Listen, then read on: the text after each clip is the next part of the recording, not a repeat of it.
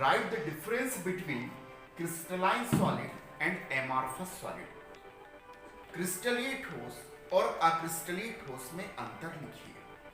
हमने कहा क्रिस्टलीय ठोस की संरचना एक निश्चित ज्यामिति वाली होती है, जबकि अक्रिस्टलीय ठोस की जो संरचना होती है वो कोई निश्चित ज्यामिति वाली नहीं होती है। जितने भी क्रिस्टलीय ठोस होते हैं उसमें उसकी रचक इकाइयां एक निश्चित क्रम में व्यवस्थित होती हैं और ये क्रम बहुत दूरी तक एक समान होता है, जबकि अक्रिस्टलीय ठोस में जो उसकी रचक इकाइयां होती हैं वो एक निश्चित क्रम में व्यवस्थित नहीं होती है। यदि व्यवस्था भी होती है तो एक निश्चित दूरी तक व्यवस्था के बाद ये क्रम या व्यवस्था भंग हो जाती है।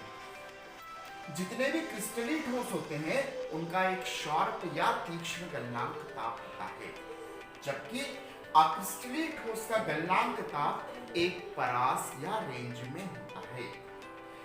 क्रिस्टलीय ठोस वास्तविक ठोस कहलाते हैं। It is called real solids. But अक्रिस्टलीय ठोस क्या होते हैं? इन्हें अति शीतलित द्रव या स्यूडो सॉलिड या छद्म ठोस भी कहा जाता है। जैसे हम क्रिस्टलीय ठोस की बात करें तो हीरा, graphite, sodium chloride, caesium chloride, silicon carbide और ऐसे कई सारे उदाहरण किसके होंगे? क्रिस्टलीय ठोस के होंगे। जबकि अक्रिस्टलीय ठोस के उदाहरण है रबर, मोम, कांच या ग्लास, प्लास्टिक एक्सेट्रा। किसके उदाहरण होंगे? अक्रिस्टलीय ठोस के उदाहरण होंगे। बात करते हैं एससीसी, बीसीसी और एफसीसी में प्रति यूनिट सेल परमाणुओं की संख्या किस प्रकार से ज्ञात की जा सकती है। जब प्रति यूनिट सेल परमाणुओं की संख्या ज्ञात करनी होती है तो हम एक टेबल बनाते हैं।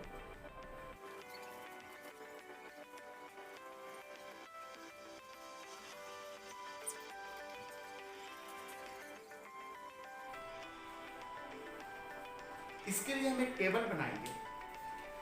क्रमांक, यूनिट सेल, संरचना, कोनों पर उपस्थित परमाणुओं की संख्या, केंद्र पर उपस्थित परमाणुओं की संख्या, फलक पर उपस्थित परमाणुओं की संख्या और इन तीनों की संख्या को जब जोड़ देंगे तो प्रति यूनिट सेल परमाणुओं की संख्या ज्ञात हो जाएगी। सबसे पहले हम बात करते हैं एससीसी। अब एससीसी में क्या होता है? एससीसी में एक घन होता है जिसे सिंपल क्यूबिक सेल कहा जाता है। इस तरीके से एक घन होता है और घन के प्रत्येक किनारे पर बेटा क्या होती है? एक रचक इकाई होती है। इस तरीके से प्रत्येक किनारे पर एक क्या होती है? यूनिट से रचक इकाई होती है। अब कोनों पर उपस्थित परमाणुओं की संख्या कैसे निकालेंगे? एक यूनिट सेल में रचक इकाइयां 8 हैं और प्रत्येक कोने के एक रचक इकाई की साझेदारी 8 परमाणुओं से होती है। इसीलिए इसमें 1/8 का भाग है। चूंकि इसके केंद्र पर कोई परमाणु नहीं है इसलिए केंद्र पर परमाणु की संख्या 0 हो जाएगी। एससीसी के फलक पर भी परमाणु नहीं है, अतः परमाणु की संख्या 0 हो जाएगी। अतः 1 + 0 + 0 = 1। एससीसी के लिए प्रति यूनिट सेल परमाणुओं की संख्या बेटा कितनी हो जाएगी? 1 हो जाएगी। अब बात करते हैं BCC, body centred cubic cell. जब बॉडी सेंटर्ड क्यूबिक सेल की बात करेंगे तो घन के 8 कॉर्नर्स पे एक एक रचक इकाई होगी। क्योंकि ये बॉडी सेंटर्ड क्यूबिक सेल है अतः इसके केंद्र पर भी एक रचक इकाई होगी। अब 8 × 1/8 तो आएगा क्योंकि किनारों पर 8 परमाणु है।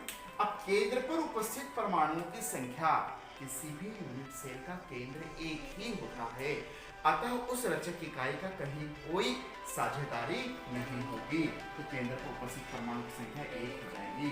जबकि फलक पर कोई भी परमाणु नहीं है तो 1 + 1 + 0 कितना जाएगा? ये 2 हो जाएगा। तो एफबीसीसी में प्रति यूनिट सेल परमाणु की संख्या कितनी हो जाएगी? बीसीसी में प्रति यूनिट सेल परमाणु की संख्या 2 हो जाएगी। अब बात करते हैं तीसरे और अंतिम सेल की जो है एफसीसी। तीसरा आएगा एफसीसी। एफसीसी में घन के 8 किनारों पर 8 रचक इकाई तो होंगी ही, इस तरीके से ये 8 रचक इकाइयां हो गई। घन में चूंकि 6 फलक होते हैं अतः प्रत्येक फलक पर एक रचक इकाई होगी। 1 2 3 4 5 और 6, मतलब पहली कंडीशन तो लगी 8 गुणित 1/8 बराबर 1। चूंकि एफसीसी में केंद्र पर कोई परमाणु नहीं होता है अतः केंद्र पर परमाणु की संख्या 0 हो जाएगी। अब बात करते हैं फलक पर। इसमें कितने फलक है बेटा? 6 फलक हैं तो रचक इकाई होंगी 6, किंतु एक फलक की साझेदारी या उसके रचक इकाई की साझेदारी 2 जगह होती है, इसलिए 6 गुणित 1/2 बराबर 3।